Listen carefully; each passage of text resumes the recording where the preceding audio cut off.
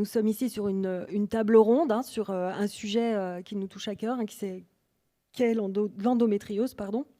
Donc avec le docteur Marion Mangien-Méniel et le docteur Laurie Denis-Larocque que nous avons eu jusque-là, nous a rejoint le docteur Jessica Claire, qui est gynécologue au centre hospitalier de Bourg-en-Bresse, et le docteur Jean-Mathieu Philoneuf, qui est chirurgien viscéral. Donc j'ai envie de commencer par vous, docteur Jessica Claire. Qu'est-ce que l'endométriose qui touche, sauf si je me trompe, c'est vous qui allez me dire, une femme sur 10 quand même? Oui, tout à fait. L'endométriose, malheureusement, c'est une maladie qui est très fréquente, qui touche 10% des femmes et qui est malheureusement très difficile à mettre en évidence. Alors, vous êtes venu avec des slides. Exactement. On va lancer un petit diaporama, du coup. Hop, on va passer à la suivante. Voilà, donc l'endométriose, c'est une maladie gynécologique. C'est une maladie qui est chronique et inflammatoire. En fait, c'est le développement de cellules. Donc, les cellules, c'est le sang des règles qui va passer via les trompes au niveau du ventre. Normalement, ce sang va être éliminé. Et chez certaines patientes, on ne sait pas pourquoi, on n'a pas d'explication. Ce sang va se greffer au niveau des organes internes. Donc, soit au niveau des ovaires, ça peut être au niveau de l'intestin. Ça peut se greffer un petit peu de partout dans le ventre. Et du moment où ça se greffe, on va avoir une réaction inflammatoire chronique qui va se créer. Et on va avoir des patientes qui vont devenir très, très douloureuses. Voilà, tout est possible, toutes les formes sont possibles. On a des formes qui peuvent être très localisées et des formes qui peuvent être très étendues. Et tout comme la localisation, on a des patientes qui peuvent être complètement asymptomatiques avec une atteinte très importante. Et vice-versa, on peut avoir des patientes très douloureuses avec une atteinte minime, vraiment très superficielle. Voilà, donc c'est pour ça que c'est très compliqué à mettre en évidence. Même avec des imageries qui sont normales, on peut avoir des patientes extrêmement douloureuses qui ont une vie très compliquée. Voilà. Très souvent, l'endométriose, ça va toucher plutôt les organes de proximité, donc notamment les trompes, les ovaires. Et le péritoine. Le péritoine, c'est cette petite membrane qui recouvre les organes au niveau de la cavité abdominale. Voilà. Mais comme je vous ai dit, ça peut tout toucher. Donc, dans les formes sévères, on peut avoir des grosses atteintes digestives, des atteintes au niveau de la vessie, des atteintes au niveau du vagin. Enfin, des atteintes qui peuvent être très, très importantes. Alors, n'hésitez pas à leur faire signe à nos techniciens qu'on salue. Voilà, donc comme je vous ai expliqué, ces lésions d'endométriose, en fait, ça va avoir la même caractéristique que la muqueuse de l'utérus, que l'endomètre, d'où le nom endométriose. Et c'est donc une maladie qui va être vraiment sensible aux hormones. C'est une maladie œstrogénodépendante. Voilà, donc vu que c'est œstrogénodépendant, c'est une maladie qui va se développer principalement pendant les périodes d'activité génitale. Donc le vrai traitement de l'endométriose, ça va être la ménopause. Les patientes qui vont être ménopausées, là en général, c'est des ménopauses qui se passent très très bien parce que les patientes vont plus être symptomatiques et vont plus avoir ces douleurs invalidantes. Voilà, comme on l'a dit, c'est très fréquent l'endométriose, c'est 10% des femmes qui sont porteuses. Donc ça fait quand même 190 millions de femmes touchées au niveau mondial. Et on ne le sait peut-être pas forcément, si, qu'on est porteur. Non, tout à fait. C'est très compliqué exactement à mettre en évidence. Parfois, on a des fortes suspicions et en fait, c'est négatif. Et parfois, on a des patientes asymptomatiques donc qu'on ne découvrira jamais, quoi. Là, je vous ai juste mis un petit schéma pour montrer toutes les atteintes de l'endométriose. Donc, comme vous pouvez le voir, ça peut tout toucher. Donc, ça peut atteindre l'utérus. Donc, l'atteinte de l'utérus, c'est ce qu'on appelle l'adénomiose.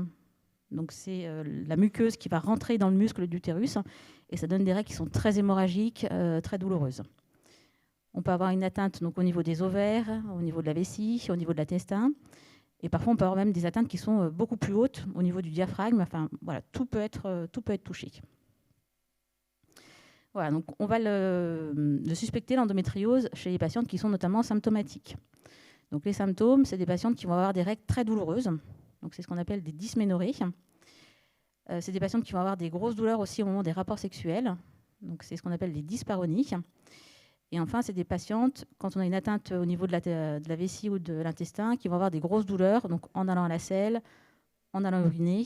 On peut avoir aussi du sang dans les selles, du sang dans les urines. Voilà. Mais comme je vous ai dit, tout est possible. Et on a des patientes qui sont complètement asymptomatiques. Et on va découvrir cette endométriose quand elles vont avoir des difficultés pour tomber enceinte. Voilà, donc dans ce cas-là, on fait toute une batterie d'examens complémentaires et parfois on fait même des célioscopies, donc des petites opérations où on va voir ce qui se passe au niveau du ventre. Et on découvre parfois des endométrioses très très importantes chez des patientes qui n'ont aucun symptôme. Finalement, le seul point de départ, c'était la difficulté à procréer. Donc le diagnostic, on en a parlé, c'est très compliqué. Donc on commence toujours par une échographie pelvienne, donc c'est l'examen le plus facile, on y a très facilement accès. Donc on va regarder si on n'a pas des petits nodules. L'échographie va surtout nous montrer une atteinte au niveau des ovaires, c'est ce qu'on appelle des endométriomes. Donc parfois on voit très bien, on a des kystes qui sont très typiques sur les ovaires, qui sont très hétérogènes. Donc là on le suspecte très facilement. On peut voir aussi en échographie assez facilement des atteintes au niveau de l'utérus, donc l'adénomiose dont on parlait. Donc vraiment, on va avoir un aspect un petit peu très caractéristique sur l'utérus. Mais malheureusement, au niveau des atteintes digestives, on n'est pas bon en échographie. Donc très vite, on passera à l'IRM pelvienne. L'IRM, c'est un très bon examen. C'est ce qui permet de regarder tout ce qui se passe au niveau du ventre. Et c'est ce qui va nous montrer notamment les nodules au niveau de l'intestin, au niveau de la vessie. L'endométriose, c'est très compliqué et malheureusement, il faut être très bien formé pour le voir. On a des radiologues qui n'ont pas la formation et qui vont retrouver une IRM normale, alors qu'on aura une atteinte type 4 vraiment très évoluée. Donc c'est pour ça que c'est aussi compliqué, c'est qu'il faut être vraiment dans un réseau vraiment formé pour pouvoir les voir, ces lésions. Voilà. On peut avoir, donc, comme je vous ai dit, des imageries complètement négatives, y compris des IRM négatives, et en fait avoir des petits implants qui vont être très superficiels. Et qui peuvent être très gênants. On a des patientes qui sont sous morphine tous les mois avec juste des petits implants superficiels. Donc ce n'est pas l'importance de l'atteinte, c'est vraiment patient dépendant. Donc heureusement, on a des traitements médicaux qui marchent bien. Donc premier traitement, c'est ce qu'on met en priorité, ça va être les médicaments pour la douleur, donc les anti-inflammatoires. Donc ça, c'est vraiment du symptomatique. La patiente a mal, on met ses anti-inflammatoires pour déjà essayer de calmer ses douleurs. Bien entendu, si on a besoin de plus, on a des patientes qui sont sous morphine tous les mois parce qu'elles ont des grosses douleurs. Ensuite, on va avoir les traitements étiologiques où on va vraiment traiter l'endométriose. Donc, ça va être tous ces traitements hormonaux qui vont permettre de bloquer ces nodules d'endométriose, qui vont les éviter de saigner et qui vont du coup réduire les douleurs par ce biais-là. Donc, les plus classiques, c'est les pilules. Donc, ça marche bien sur les stades pas très avancés. Tout ce qui va être aussi stérilet à base d'hormones, bien entendu, parce qu'il faut qu'on ait cette hormone qui bloque, les implants. Donc tout ça, ça va permettre de faire régresser un petit peu ces nodules et ça va donc améliorer la qualité de vie des patientes.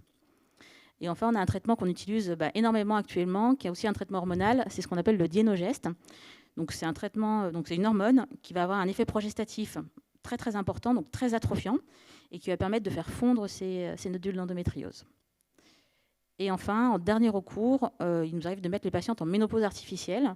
Donc on fait des injections pour bloquer les ovaires, pour faire régresser les nodules d'endométriose et pour stopper les douleurs.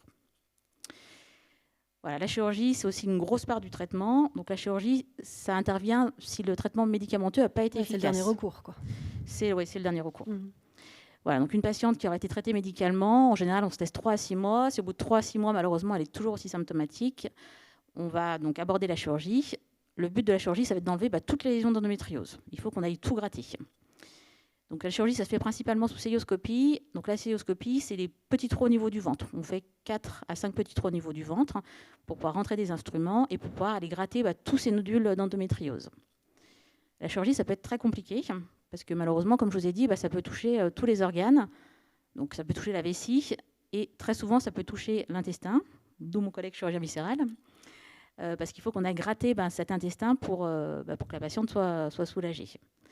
Voilà. Et malheureusement, parfois, le nodule est très profond au niveau de l'intestin, donc on est obligé de couper un bout d'intestin ou vraiment de le racler au maximum. Et du coup, parfois, on est obligé de faire des stomies. Donc, c'est des anus artificiels. Alors, c'est transitoire, le temps que ça cicatrise, mais voilà, pour que les suites soient le plus simples possible. Voilà. Donc là, je vous ai rapidement parlé de l'endométriose. On va peut-être enchaîner avec mes collègues. Déjà, peut-être, puisqu'on a un chirurgien viscéral sur scène, vous pouvez peut-être nous en dire 2 mots de ce dernier recours. Je vais essayer. Je n'ai pas la meilleure voix aujourd'hui. En pratique, je viens assez rarement et assez tard dans la prise en charge, et plutôt heureusement.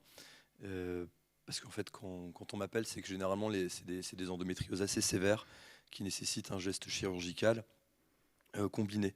Donc souvent, on est avec Jessica, et puis moi je viens la rejoindre sur le bloc et on fait l'intervention ensemble. On peut avoir des lésions qui sont notamment sur le rectum, donc très très bas situé, en arrière en fait du col de l'utérus. Et ces nodules-là, parfois, ils sont tellement infiltrants qu'on est obligé de retirer une petite partie du côlon sigmoïde ou du rectum. Et quand on doit faire la couture, la continuité, c'est des coutures qui sont à risque de fuite assez importante. Pour éviter que la fuite, si jamais il y en a une, elle soit trop importante et qu'elle nécessite un démontage de la couture, on fait des poches, des anus artificiels, je préfère dire poches, pour dériver les matières de manière transitoire, le temps que la cicatrice en bas, la couture en bas, cicatrise correctement. Et puis ensuite, dans un second temps, on fait une intervention qui est beaucoup plus simple et beaucoup moins à risque pour aller fermer cette poche. Ces poches, il y a des gens, malheureusement pour d'autres pathologies que l'endométriose, qui vont vivre toute leur vie avec. Et c'est loin d'être une fatalité, c'est des gens qui travaillent, qui ont une vie sociale, on ne va pas dire complètement normale, mais presque normale.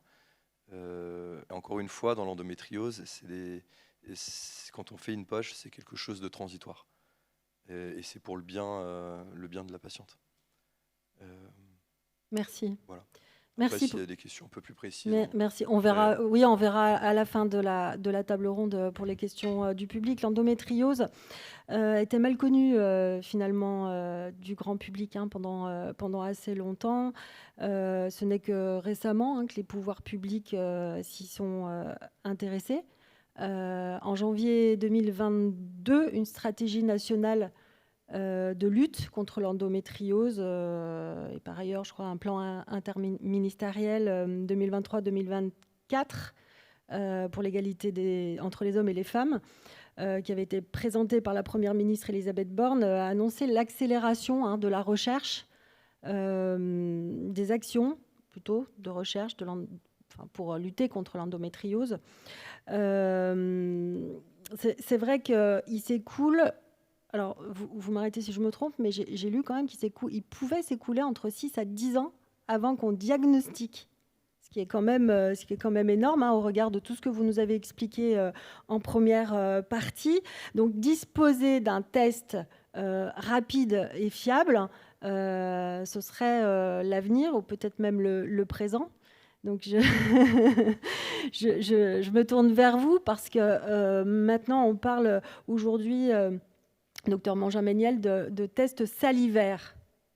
Alors effectivement, pour l'instant, le test salivaire, les études sont encore en cours. Le test salivaire utilise des biomarqueurs présents dans la salive des patientes qui vont permettre en fait d'infirmer ou d'affirmer la présence ou non d'une endométriose. Il y a une étude INSERM qui est en cours en France. Donc initialement, il y avait 200 patientes qui étaient incluses dedans avec, je crois, 156 patientes qui avaient été diagnostiquées et des patientes témoins. Et il a été décidé, pour affiner les tests, d'inclure finalement au total 800 patientes. Donc là, en fait, ils sont dans la deuxième phase de l'étude. Donc les intérêts principaux de ce test, c'est que c'est peu invasif, puisque ça serait fait sur une prise de sang, donc qui est quand même parfois quand même moins invalidant, par exemple, qu'une c'est pas une histoire d'être invalidant, mais une célioscopie, quand on fait un test diagnostique, ça reste quand même une intervention chirurgicale, même si c'est une technique qui est très bien connue et qui se passe généralement très très bien. Et puis, il n'y a pas d'irradiation non plus. Donc, l'idée, ce sera sûrement de le proposer aux patientes qui sont symptomatiques, mais qui ont une imagerie, notamment une IRM, qui est négative. Et comme le disait Jessica Claire, avec des symptômes quand même très importants et où on se sent un petit peu démuni. Parfois même une célioscopie qui peut ne rien montrer. Donc voilà, ça va avoir toute sa place, je pense, aussi dans la deuxième partie du diagnostic. Est-ce qu'on fait une célio? Est-ce qu'on peut faire le test? Voilà, donc je pense que ce sera quand même très intéressant. Et puis également, pouvoir le proposer à un nombre important de patientes, puisqu'on a vu que c'est une pathologie qui finalement est très fréquente. Et alors, quelles sont les prises en charge de la douleur, justement? Parce on voit à quel point, vous l'avez expliqué, ça peut être douloureux.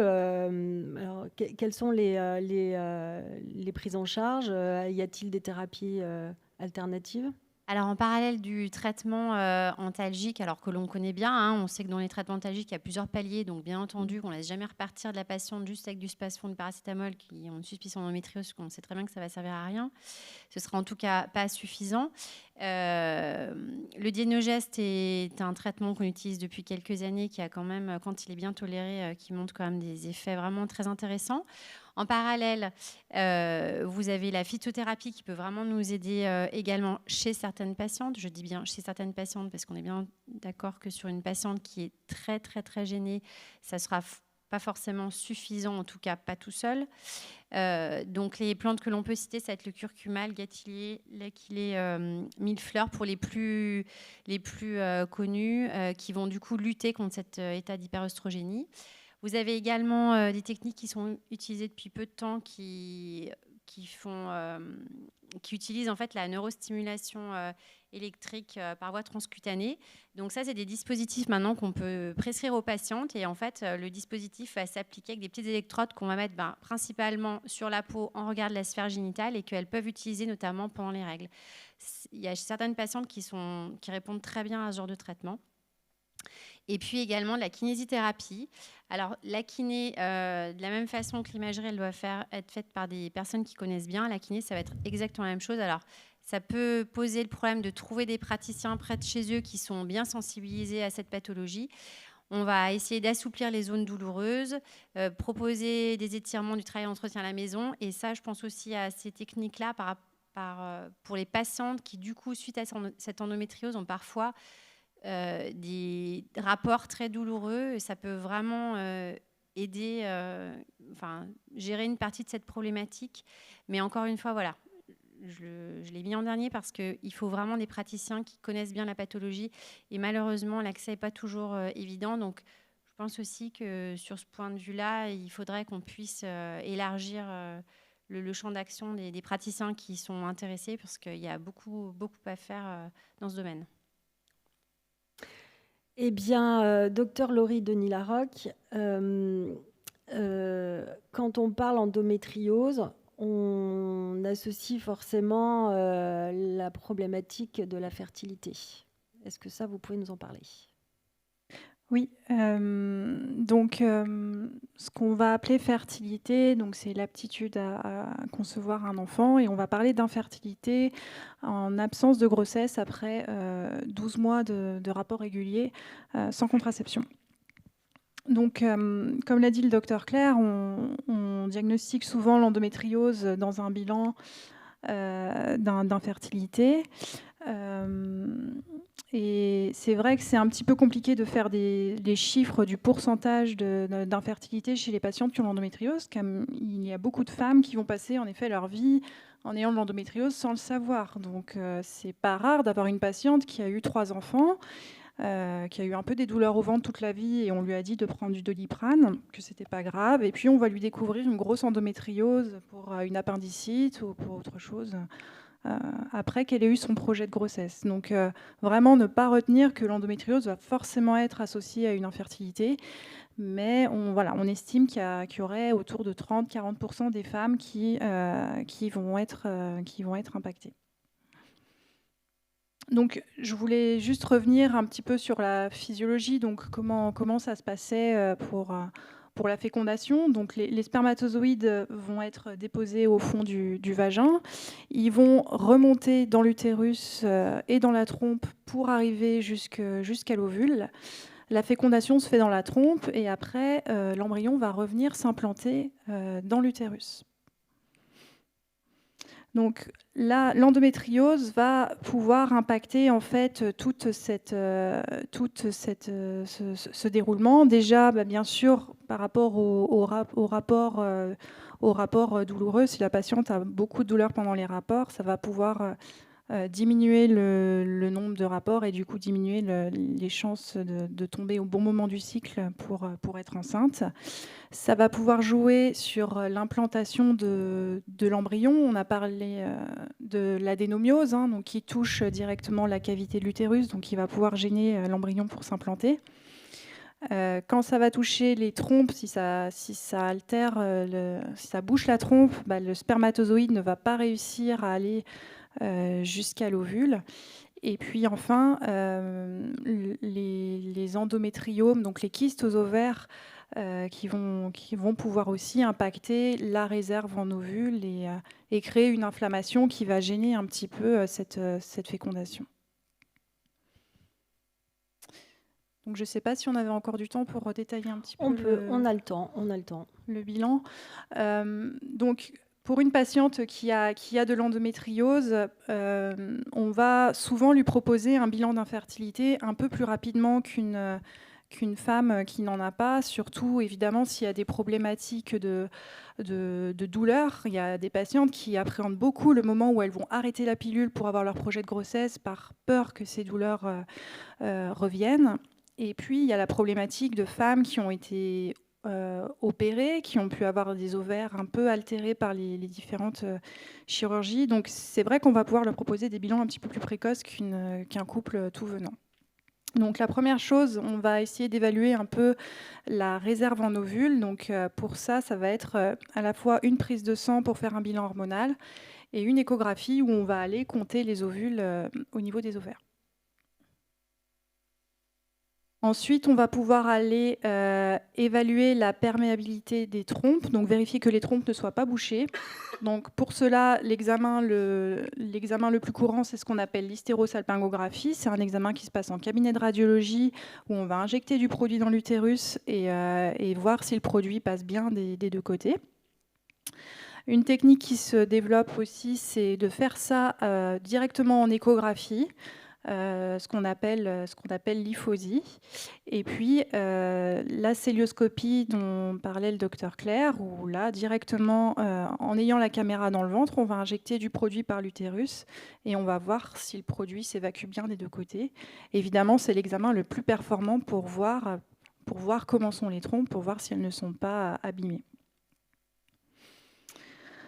Évidemment, il va falloir aller vérifier aussi en parallèle si du côté du conjoint, il y a des anomalies au niveau du spermogramme. Donc, est-ce qu'il y a un nombre de spermatozoïdes suffisant? Est-ce qu'ils bougent bien? Et est-ce qu'ils ont une forme normale? Là, vous avez sur le schéma, vous voyez qu'en moyenne, on a entre 50 et 200 millions de spermatozoïdes qui sont déposés au fond du vagin. Et il y en a plus qu'une centaine qui se retrouvent au contact de l'ovule. Et ça, c'est quand tout va bien. Donc évidemment, si au départ, on part avec beaucoup moins de spermatozoïdes, il y a moins de chances qu'il y en ait un qui arrive au bout à la fin. Donc, choix de la photo, on en parle. Malheureusement, vous n'aurez pas toujours un aussi beau médecin pour réfléchir sur votre dossier. Mais concrètement, quand on va avoir un couple avec une problématique d'endométriose, on va avoir beaucoup de questions qu'on va prendre en compte. Donc déjà, est-ce que la patiente a beaucoup de douleurs? Depuis combien de temps elle essaye? Est-ce qu'elle a déjà eu des enfants? Quel âge a-t-elle? Quelle est la sévérité de l'endométriose sur les différents examens qu'on a pu faire? Quels traitements ont déjà été essayés? Si elle a été opérée, est-ce que la chirurgie a été complète? Est-ce que les trompes étaient abîmées ou pas quand il y a eu l'opération? Du côté du conjoint, est-ce qu'on a retrouvé des choses ou pas? Et puis bien sûr, comment la patiente voit les choses. Il y a des patientes qui n'ont pas du tout envie de passer par la procréation médicale assistée. Il faut respecter les choix de chacun et les orienter au mieux en fonction. Donc toujours retenir que chaque patiente est différente, chaque endométriose est différente. Et donc ça, attention aux réseaux sociaux où les histoires qu'on va voir raconter ne vont pas coller à ce que la personne vit aussi.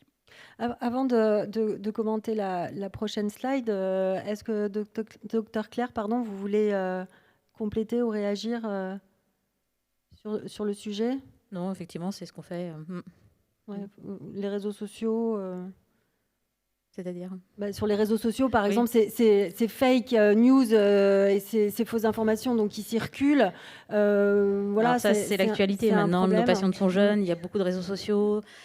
Internet fait souvent office d'avis médical. Oui, il faut qu'on vive avec. Et voilà, d'où l'importance de réexpliquer au départ, à chaque consultation, ce qu'il en est, le mécanisme, les idées reçues. Enfin, voilà.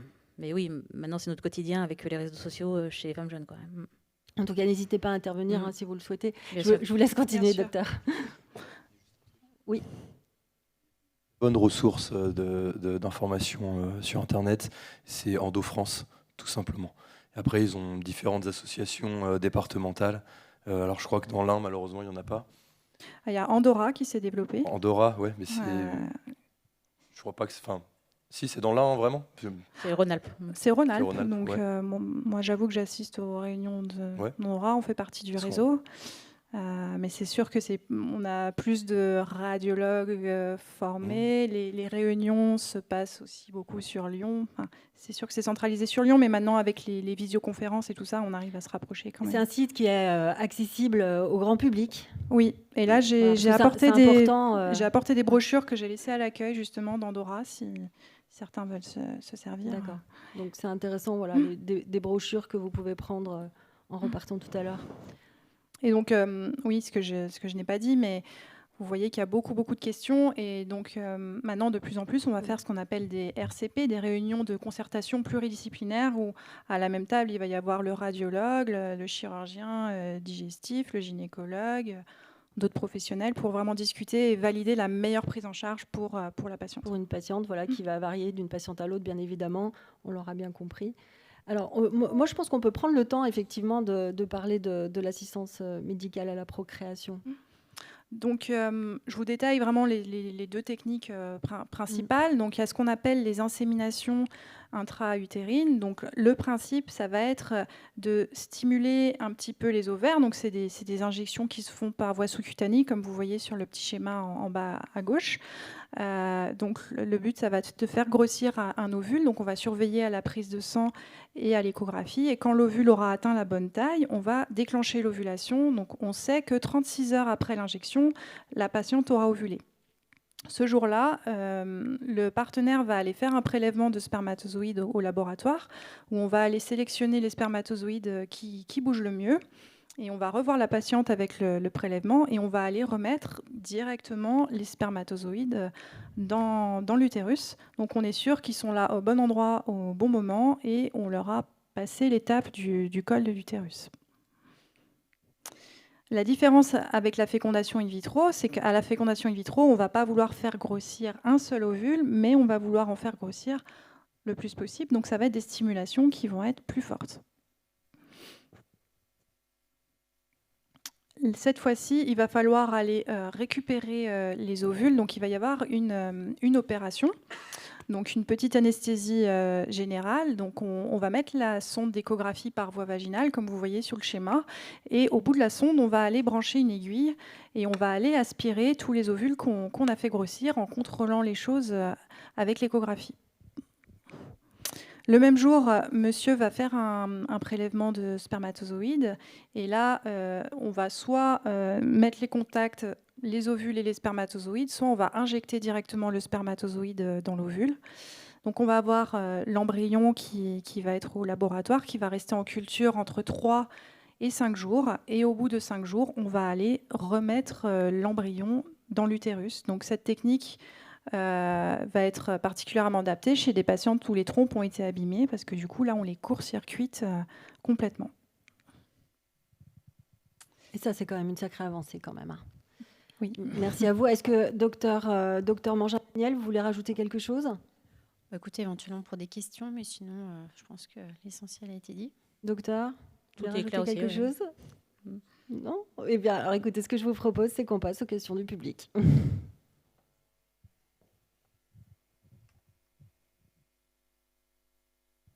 Et on en a déjà une.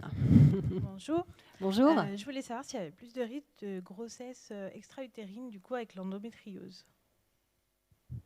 Alors, qui veut répondre ?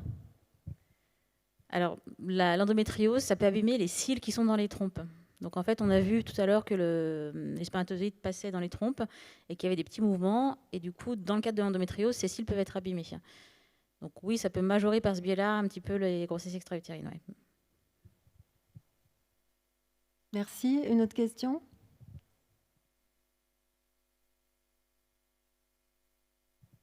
Pas d'autres questions ? Moi, j'en ai des questions. Hein. Est-ce que c'est héréditaire, l'endométriose ? La physiopathologie n'est pas clairement établie, donc c'est difficile de répondre à cette question. tant qu'on n'aura pas compris exactement comment ça fonctionnait, on peut pas vraiment se On sait positionner. pas. Ouais. Mais oui, effectivement, on sait comment ça fonctionne, ce que le docteur Claire vous a expliqué. Ce sont des implants de muqueuse qui se mettent à des endroits où ils sont pas censés persister. Mais le reste, de la physiopathologie n'est pas clairement établi, donc difficile de vous répondre. Comment expliquer une récidive ou une progression de l'endométriose malgré un traitement sous pilule, par exemple? Malheureusement, on sait qu'avec une pilule ou avec un traitement, quel qu'il soit, on ne bloque pas complètement le cycle. Une pilule, ça ne met pas en ménopause. Et du coup, la patiente doit avoir des petits implants qui vont forcément repasser ou qui sont présents. Et ces implants, avec le cycle hormonal, vont regrossir. Donc, quel que soit le traitement, que ce soit un traitement médical, un traitement chirurgical, tant que la patiente n'est pas ménopausée, il y a un risque de récidive, quoi.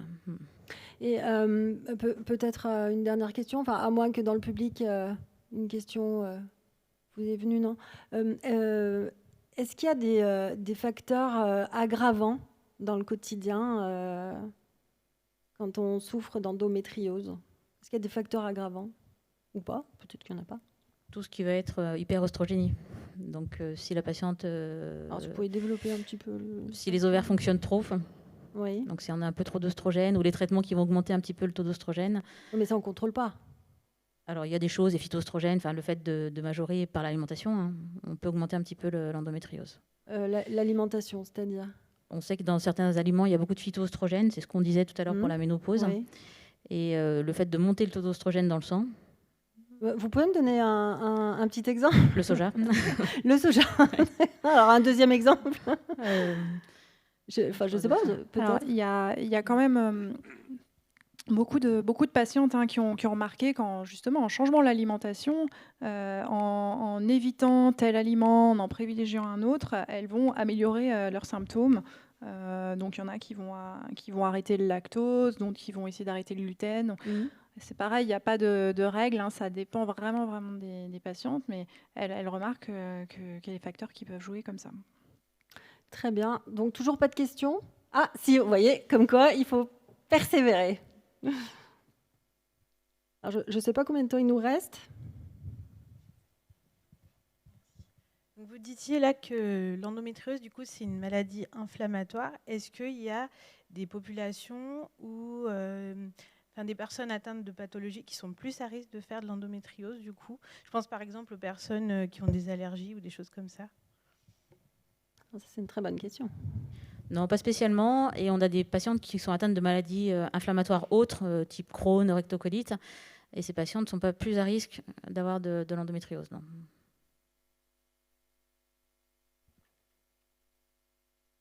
Docteur, vous voulez rajouter quelque chose? Je dirais juste un mot sur le fait que malheureusement, à l'heure actuelle, l'endométriose est une maladie chronique et que nous, on va essayer de trouver le maximum de choses pour que la patiente ait une vie le plus normale possible, qu'elle ne se retrouve pas à rater l'école, à rater son travail, à avoir une vie intime perturbée, mais que c'est souvent plein de choses. Donc, une pilule efficace, parfois une ou deux chirurgies dans la vie, parfois ça va être la phyto ou la kiné. Et qu'il ne faut pas être à la course du traitement miracle qui malheureusement n'existe pas. Et c'est plutôt plein de choses qu'il va falloir piocher pour aider la patiente. Mais on peut dire que voilà, aujourd'hui, il existe quand même des solutions pour avoir une vie normale. Oui, fort heureusement, on a quand même un complément de la chirurgie pour les patientes qui ont été opérées ou les patientes qui ne sont pas opérées, des traitements au niveau médicamenteux qui peuvent... Dans la grande majorité des cas, une fois qu'on a testé plusieurs choses et qu'on trouve celui qui fonctionne bien, on a quand même aussi des patientes qui vont bien. Hein. C'est comme tout à l'heure quand on parlait de la ménopause, on a quand même plein de patientes ménopausées qui le vivent très bien. C'est important et de on le a dire, quand même aussi un certain nombre de patientes endométriosiques qui arrivent quand même à avoir une qualité de vie acceptable, voire qui vont bien. Donc, et qui peuvent avoir aussi des enfants. Bien entendu, enfin, sans forcément d'assistance. Oui, je veux dire, voilà, endométriose n'égale pas infertilité forcément. Oui, c'est pas de l'infertilité forcément définitive non plus. Et heureusement, on a plein de patients qui, comme on l'a dit au début de l'exposé, qui n'ont pas besoin, qui arrivent à faire leurs enfants spontanément. Donc, et heureusement. Tant mieux. On va comme ça rester sur un positif. Est-ce que vous voulez ajouter quelque chose? Parce qu'on a un petit peu de temps, figurez-vous. Donc, à moins qu'il y ait une autre question dans le public. Non, pas de question. Est-ce que vous voulez ajouter quelque chose? Une chose pour apaiser un peu les esprits. Les endométrioses qu'on opère, qui sont les endométrioses graves, souvent elles sont le fait aussi de gros retards diagnostiques. Et donc d'une endométriose qui a vraiment progressé très longtemps. Globalement, ça va tendance, je pense, à disparaître avec le temps petit à petit. J'espère en tout cas avec l'information. Oui, avec le fait que justement on parle de plus en plus de l'endométriose, on n'en parlait pas il y a en fait. Voilà, exactement, on n'en parlait pas il y a 10-15 ans. C'est quelque chose qui a été, comme je l'ai dit tout à l'heure, qui est très pour une maladie en fait qui est très récent. En fait non, qui existe, qui a été décrite si on regarde un peu de manière historique il y a 2 siècles. C'est quand même Oui, ça a toujours été là, quoi. Ça a toujours été là, mais on en parle depuis peu de temps. Et c'est vrai que si ça a 10 ans pour diagnostiquer, ça paraît complètement fou aujourd'hui. Alors, est-ce que ça vient aussi du fait que les patientes s'en rendent pas compte de suite, que les symptômes ne sont pas clairs Je pense qu'il y a aussi des patientes où on leur explique que voilà, elles ont des règles douloureuses, et elles vont vivre toute leur vie avec des règles douloureuses. Enfin, je pense que c'est le premier problème. Après, le développement de l'information au grand public, le développement des réseaux, comme vous expliquait Laurie Denis-Larocque sur les réseaux dans les régions de professionnels de santé, je pense que ça va quand même amener des solutions et puis un autre éclairage sur cette pathologie. Et également, vous voyez, la recherche se relance. Donc, effectivement, l'histoire du test salivaire, je pense que ça va vraiment aussi nous aider. La chirurgie progresse. La chirurgie assistée par robot, ça permet quand même d'améliorer les prises en charge. Donc, non, il y a plein de choses qui se mettent en place. Là. C'est intéressant ce que vous dites par rapport à la souffrance des femmes. Finalement, vous êtes une femme, vous avez vos règles, vous souffrez, c'est normal. On verra plus tard si derrière se cache une problématique spécifique. Heureusement, les mentalités évoluent. On arrive au bout de cette table ronde. Néanmoins, si quelqu'un veut encore prendre la parole, écoutez... Juste dire pour compléter ce que vous disiez, qu'il n'est pas normal en fait d'avoir des douleurs de règles au point d'aller aux urgences ou de faire des malaises. Ça c'est qu'il y a quelque chose derrière a priori. Donc ce n'est pas normal et ça c'est un message. Voilà, on n'est pas obligé de souffrir ou en tout cas de souffrir sur le long terme. En tout cas, voilà, si on a, comme vous dites, des règles douloureuses au point d'aller aux urgences ou de ne pas pouvoir aller travailler, il est important d'aller consulter des gynécologues, d'aller consulter parce que derrière il peut y avoir des solutions et qu'il vaut mieux être diagnostiqué endométriose, puisque derrière on a vu que voilà, il y avait quand même de l'espoir. Donc pour que ça s'arrange. Juste un petit mot pour toutes les femmes qui, avec le test salivaire, on va leur dire qu'elles sont négatives, qu'elles n'ont pas d'endométriose, mais qui souffrent quand même au point d'aller aux urgences tous les mois. Va pas falloir les oublier et quand même les prendre en charge. Et voilà, on sait qu'il y ait d'endométriose ou pas, nos solutions, que ce soit la pilule, les antalgiques et tout ça, ça reste valable. Et que la douleur des patients et des patientes est à prendre en compte, bien évidemment. Bien évidemment. Merci beaucoup, merci à vous tous. Merci. Merci à vous.